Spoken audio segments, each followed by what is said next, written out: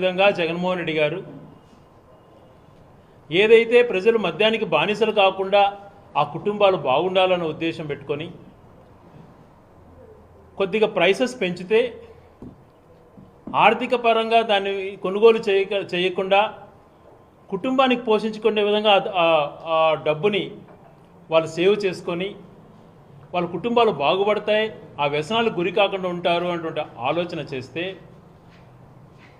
ఒక సీనియర్ నేత, దేశంలోనే నేను సీనియర్ నేతను, అత్యంత సీనియర్ ముఖ్యమంత్రిని, దేశంలో నాకన్నా సీనియర్ లేడని చెప్పేటువంటి చంద్రబాబు నాయుడు గారు ఎన్నికల ముందరన మందుపాడు చేతిలో పెట్టుకొని తమ్ముళ్ళు మీకు మంచి మందుని ఇస్తాను అన్నటువంటి మాట చెప్పడం ఆశ్చర్యాన్ని కలుగజేసింది.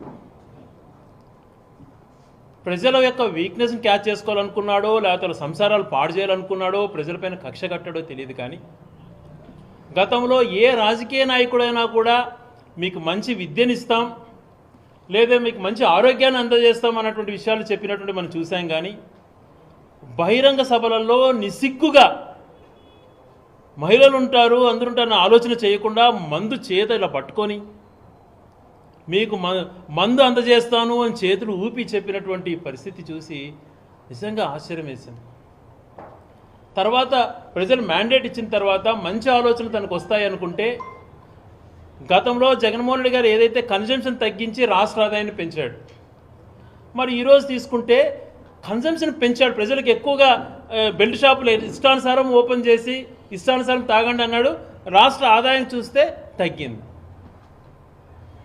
ఏ రకంగా భావించాలి?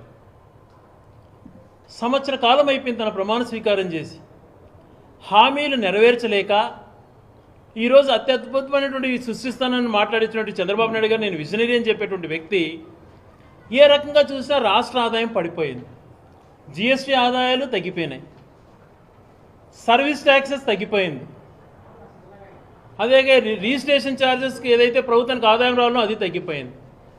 అన్ని రకాల ఆదాయాలు తగ్గిపోయి సమాధానం చెప్పుకోలేక తిరిగి దానిని ఏదో మభ్యపెట్టే విధంగా చేసుకుంటూ టార్గెట్ చేస్తూ జగన్మోహన్ రెడ్డి గారిని పదే పదే టార్గెట్ చేస్తూ గతంలో పరిపాలన చేసిన ప్రభుత్వం వల్ల జరిగింది అని అంటాడు. మరి నువ్వు ప్రమాణ స్వీకారం 2014 నుంచి 19 ముఖ్యమంత్రిగా ఉండి 2019లో నువ్వు దిగిపోయే సమయానికి ఈనాడు పత్రికే రాసింది కేవలం ఖజానాలో 100 కోట్లు మాత్రమే ఉన్నాయి, ఖజానా ఏమీ లేదు, ఖాళీ అయిపోయింది అని చెప్పి. మరి ఖాళీ అయిన ఖజానాను 5 సంవత్సరాలు జగన్మోహన్ రెడ్డి గారు ముఖ్యమంత్రి అయిన తర్వాత తూచా తప్పకుండా ఇచ్చినటువంటి ప్రతి ఒక్క హామీని అమలు చేసి ఎన్నో రకమైన సంస్కరణలు తీసుకొచ్చాడు. 1,40,000 ఉద్యోగాలు అయితేనేమి, సచివాలయ వ్యవస్థ అయితేనేమి, వాలంటీర్ల వ్యవస్థ, అనేకమైనటువంటి సంస్కరణలను తీసుకొచ్చి ఆరోగ్యశ్రీ ఎంతో మెరుగుపరిచాడు. మెడికల్ కాలేజీలు అయితేనేమి, పోర్ట్లు అయితేనేమి, బ్రహ్మాండమైనటువంటివన్నీ కూడా చూపించగలిగాడు. మరి ఇవేమీ చూపించలేక నీవు పరిపాలనటువంటిది రాను రాను దిగజారిపోతుంది కాబట్టి ప్రజల్లో పలచరైతున్న ఉద్దేశంతో ఒక పక్కన దేశమంతా కూడా పక్కన దేశంలో యుద్ధం గురించి చర్చలు జరుగుతూ చాలా దారుణమైనటువంటి పరిస్థితులు ఏర్పడ్డాయి బార్డర్స్లో అని చెప్పి ఆ విషయాలలో ఉంటే ఈయన అవన్నీ పట్టనట్టుగా ఇక్కడ ప్రజలను తపదో పట్టించే విధంగా ఒక వ్యక్తిని కించపరిచే విధంగా రాజకీయాలు చేసుకుంటూ వస్తున్నాడు. మరి విజనరీ అని చెప్పావు, ఎందుకు రాష్ట్ర ఆదాయాన్ని పెంచలేకపోయినావు? సో మద్యంతో ఆదాయం వస్తుంది అంటున్నావు, బెల్ట్ షాపులన్నీ తెరిచావు, దాంట్లో మద్యంలో మరి నువ్వు అవినీతి చేయబట్టి కదా ఆదాయం తగ్గిపోయింది. గతంలో ప్రభుత్వం చేస్తుండే, ఇప్పుడేం చేస్తున్నావు?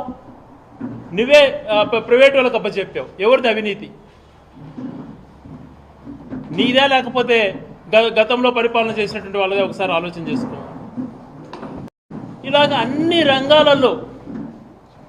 రంగాలలో విఫలం చెంది ఈరోజు అది కూడా ఆశ్చర్యకరం ఏంటంటే వీళ్ళకన్నా ముందు వరుసలో ఉన్నటువంటి ముద్దాయిలను విచారణ చేసి పంపించారు. మరి వీళ్ళు విచారణ చేశారు, మరి కస్టడీలోకి తీసుకోవాలంటున్నారు. దీనికి సమాధానం చెప్పాలి. ఎందుకు ఒకరిని ఒక రకంగా వివరించేటువంటి విచారణ జరుగుతోంది? లేనటువంటి కేసును ఏదోగా చూపించి చేయాలన్నటువంటి ఉద్దేశం మీకు ఏర్పడినట్టుగా కనపడుతూ ఉంది. అత్యంత ముఖ్యంగా ఆలోచన చేయాలి ప్రజలు. ఈరోజు మేము రాష్ట్రాన్ని అంతా కూడా బాగుండాలని కోరుకుంటాం, అన్ని ప్రాంతాలు అభివృద్ధి చెందాలని కోరుకుంటాం. మరి ఏం చేస్తున్నాడు చంద్రబాబు నాయుడు గారు? రాయలసీమకు సంబంధించి ఏ ఒక్క అంశాన్ని కూడా పరిలోకి తీసుకోకుండా కర్నూలుకు వచ్చినటువంటి హైకోర్టును ఈరోజు దాన్ని బెంచ్గా మార్చాడు. మాకు బెంచ్ వద్దయా, ఎప్పుడో వందల సంవత్సరాల క్రితం ఒక ఒప్పందం లాగా ఉండింది, తెలుగు రాష్ట్రాల ఐక్యమేటోడు ఒక ఒప్పందం కుదిరింది, ఎక్కడ రాజధాని అంటే ఇంకొక చోట హైకోర్టు ఉండాలి, మాకు హైకోర్టు ఇవ్వయా అంటే బెంచ్ ఇచ్చేస్తా అంటాడు. హైకోర్టు పెట్టినట్టు హైకోర్టు రానికుండా చేశాడు. లా యూనివర్సిటీని తరలించాడు. 1,00,000 కోట్ల పైగా అమరావతిలో ఈరోజు టెండర్లు పిలిచి, ఒక రాజధాని అంటే ఏంది, ఒక సచివాలయం ఉండాలి, ఒక అసెంబ్లీ ఉండాలి, కట్టు మంచిదే చేయాలంటున్నాం. పార్లమెంట్ ఏమో 1,200 కోట్లతో కట్టారు, తెలంగాణ అసెంబ్లీ ఏమో 1000 కోట్లతో కట్టారు. బ్రహ్మాండమైనటువంటి అద్భుతమైనటువంటి బిల్డింగ్స్ వచ్చాయి. ఈయన 6,000 కోట్లతో సచివాలయం అంటాడు, 10,000 కోట్లతో అసెంబ్లీ అంటాడు. ఏంది మరి ఆ డబ్బులు ఏం జరుగుతున్నాయి, ఎంత అవినీతి జరుగుతోంది? ఒకటి ఆలోచన చేయండి. ఈరోజు రాష్ట్ర ప్రజలను ఒకటి ఆలోచన చేయమని అడుగుతున్నా. గతంలో 100 కోట్ల టెండర్లు ఉన్నప్పుడు మొబిలైజేషన్ అడ్వాన్స్ అన్నటువంటిది లేకుండా పని చేసి కాంట్రాక్టర్ పని మొదలు పెడితే దానికి తగ్గట్టుగా డబ్బులు ఇస్తామని చెప్పి చట్టం చేస్తే, ముందే ఇప్పుడు 100 కోట్లు అంటే 10 కోట్లు ముందే ఇచ్చేసి ఆ 10 కోట్లు రాజకీయ నాయకులు పెరుక్కునే పరిస్థితి ఏర్పడినటువంటి పరిస్థితిని మారుస్తే, ఈరోజు తిరిగి దాన్ని మార్చి తనకు అనుకూలంగా మలుచుకొని 40,000 కోట్ల టెండర్లు రాజధాని పిలిచి 4,000 కోట్లు మొబిలైజేషన్ అడ్వాన్స్ ఇచ్చి 4,000 కోట్లు లంచంగా తీసుకున్నారు. ఎక్కడికి తీసుకెళ్తున్నారు రాష్ట్రాన్ని? ఏమయ్యా చంద్రబాబు నాయుడు గారు అన్నీ ఒక ప్రాంతంలో పెడితే మా ప్రాంత పరిస్థితి ఏంటంటే బనకచెర్ల క్రాస్ అంటాడు. అసలు బనకచెర్ల క్రాస్ వల్ల ఎంత ఆయకట్టు వస్తుంది, ఎంత స్థిరీకరణ చేయబోతున్నావు, ఏ రకమైన మేలు జరుగుతోంది అని అంటే సమాధానం ఉండదు. వీటన్నిటిని తప్పించుకోవడానికి ఇటువంటి అరెస్టులు, ఇది సమంజసమా? ఒక్కసారి రాష్ట్ర ప్రజల్ని ఆలోచన చేయమంటున్నా.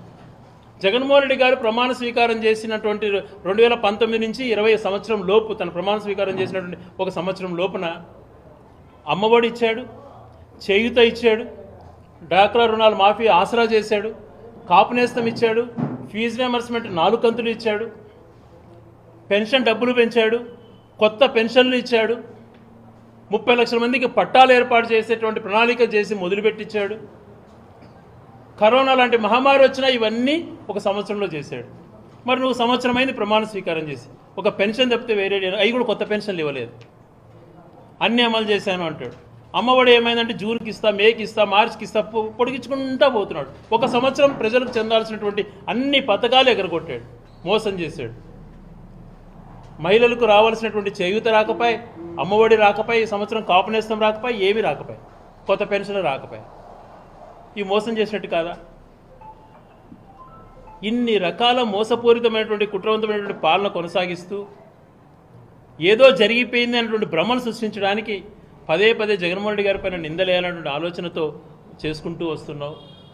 ఒక్కటి మాత్రం గుర్తుపెట్టుకోండి చంద్రబాబు నాయుడు గారు, మీ దగ్గర పనిచేసినటువంటి పిఎస్ శ్రీనివాస్ గారు, ఈడీ కూడా చెప్పింది 2,000 కోట్ల పైగా ఫ్రాడ్ చేశారు, కేసుతో కూడా ఆధారాలతో సహా బయటకు వస్తే, ఆ రోజు నీకు సంబంధించినటువంటి వాళ్ళు ఎవరైతే దీంట్లో దొరుకుతారనే ఆలోచనలు అందరినీ బయట దేశానికి తరలించేసావు, ఇతర దేశాలకు పంపించేసావు.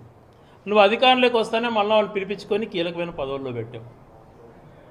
నువ్వు చేసేటువంటి ఎన్ని మోసాలు ఉన్నాయి. ఈరోజు అటువంటి చేయలేదే, ధైర్యంగా ఎదుర్కొంటున్నారు విచారణని.